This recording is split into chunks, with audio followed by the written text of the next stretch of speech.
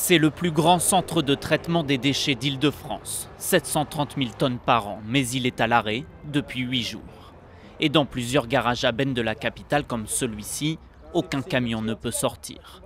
Après les raffineries, les agents CGT des services de nettoyage de la ville de Paris ont voulu se joindre à la contestation contre la loi El Khomri.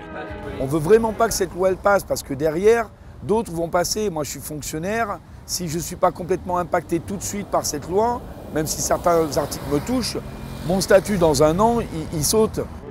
Face au blocus de ces usines d'incinération, le syndicat de traitement des ordures ménagères a davantage recours à l'enfouissement. Et il assure qu'aucun déchet ne reste plus de 24 heures sans être ramassé. Il y a pourtant des poubelles qui débordent, pas forcément l'image rêvée par les autorités pour accueillir les fans de football lors de l'Euro. Donc, si les poubelles débordent dans Paris, c'est bien avant tout la responsabilité du gouvernement. Si le gouvernement souhaite faire en sorte qu'il n'y ait plus de poubelles dans Paris, c'est pas très compliqué, ça peut se résoudre dans les heures qui viennent. Le gouvernement annonce le retrait du projet de loi, le gouvernement ouvre des négociations et les poubelles seront ramassées dans Paris. À Ivry, les grévistes se préparent à tenir le blocus, tandis que de nouvelles actions doivent être menées à Paris et dans les Bouches-du-Rhône.